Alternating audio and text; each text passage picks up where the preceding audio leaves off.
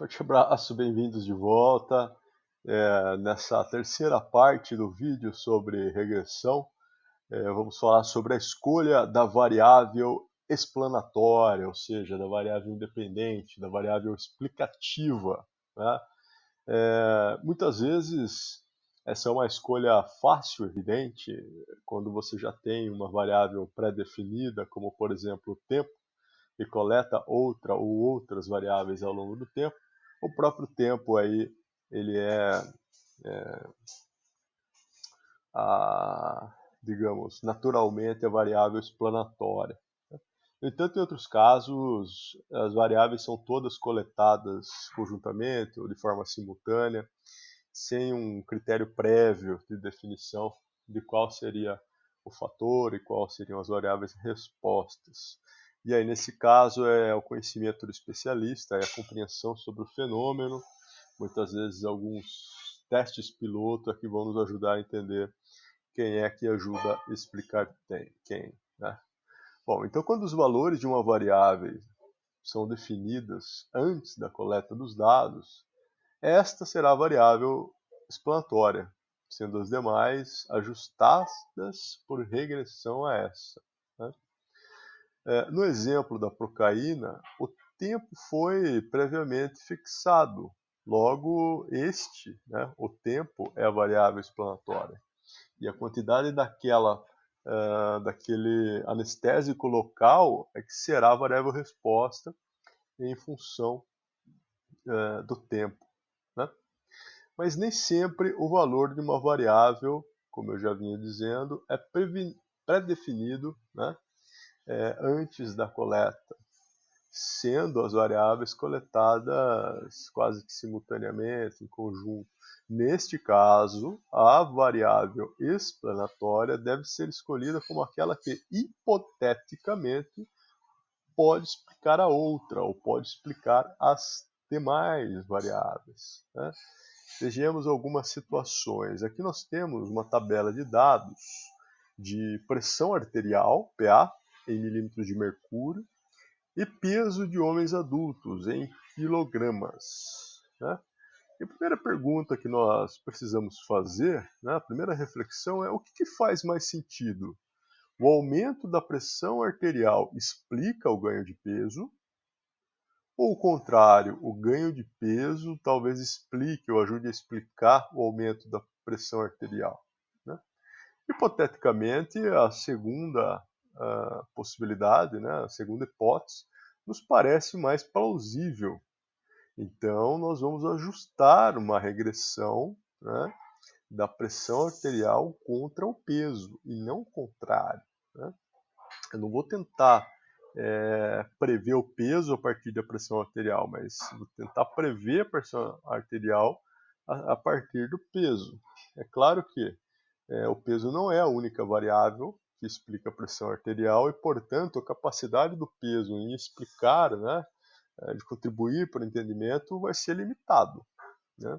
E é por isso que nós precisamos também fazer essa análise. Bom, a partir daquela tabela foram feitos os cálculos intermediários, né, de produtos de x contra y, de quadrado das somatórias, entre todas as outras cálculos e contas intermediárias que já mostramos antes, necessárias para primeiro calcular o coeficiente angular e depois, a partir desse, o linear, ou vice-versa, como vemos aqui. Chegando à reta de regressão, né, de y igual a menos 19,1 mais 1,88x, né? Então aqui nós temos que a pressão arterial é igual a menos 19,1 mais 1,88 vezes o peso, né, a partir da regressão feita com uso da equação. Existem outras formas de fazer a regressão, ajuste por mínimos quadrados, por exemplo, mas estamos aqui apenas considerando um exemplo de como se fazer, visto que usaremos, né, naturalmente usa-se recursos computacionais para isso. Veja só, a nuvem de pontos, né, nuvem de pontos, onde cada ponto desse é uma observação que traz informação sobre o peso. Pegamos essa primeira informação sobre o peso e a pressão arterial, né?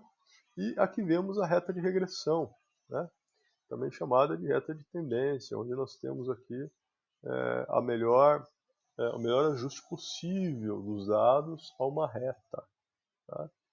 Então nós podemos ver que, embora essa seja a reta que melhor se ajuste, ainda existe uma certa dispersão dos pontos, eles não estão exatamente próximos à reta. Então há uma correlação, né? Ela é razoável, mas não é tão forte, embora também não seja tão fraca. Né? O que daqui já nos permite imaginar que a capacidade do peso explicar a pressão arterial ela é significativa, mas limitada a uma determinada proporção, sendo necessário também considerar outras variáveis. Né? E aí já partir para uma regressão múltipla, que será objeto de aulas posteriores. Né? E é justamente na intenção de se avaliar a qualidade, né, dessa capacidade de explicar uma variável a partir da outra, é que nós temos o conceito de coeficiente de determinação. Né? Assim como nós vimos antes, o coeficiente de correlação como sendo uma medida de evolução conjunta entre duas variáveis, o coeficiente de determinação ele é uma evolução do coeficiente de correlação. Né? Ele nos fala o quanto que uma variável explica a outra. Né? Então, para entender ele, primeiro nós temos que entender a diferença entre as relações matemáticas e estatísticas. Né? Numa relação matemática, você tem um equacionamento exato, preciso, de uma variável em função a outra. Não há resíduo, não há erro. Né? Por exemplo, a área de um quadrado é lado vezes lado, né? Lado ao quadrado. Na medida que você aumenta um lado, você aumenta também a área em uma determinada proporção pré-estabelecida. Né? No caso de uma relação estatística, você também tem um equacionamento, mas ele não é exato, ele é probabilístico de uma variável em função a outra. Há resíduos, há erro. Diferentemente da fórmula da área, quando eu vario uma variável, a outra não varia imediatamente. Né? Eu posso variar a outra variável da mesma quantidade algumas vezes, em umas a outra variável muda mais, muda menos, porque é probabilístico, a coisa é mais elástica, ela não é exata como é numa relação matemática. Né? Então nós temos aqui o exemplo desse segundo caso, né, que seria a pressão arterial igual a menos 19,1 mais 1,88 vezes o peso. Né? E o que vai explicar essa inexatidão é justamente o coeficiente de determinação.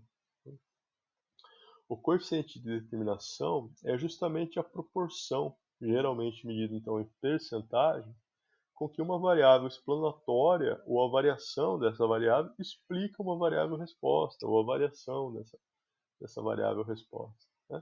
Matematicamente, o coeficiente de determinação é dado pelo quadrado do coeficiente de correlação de Pearson. Né? Então, o R quadrado é o coeficiente de determinação e o R é o coeficiente de correlação. Né?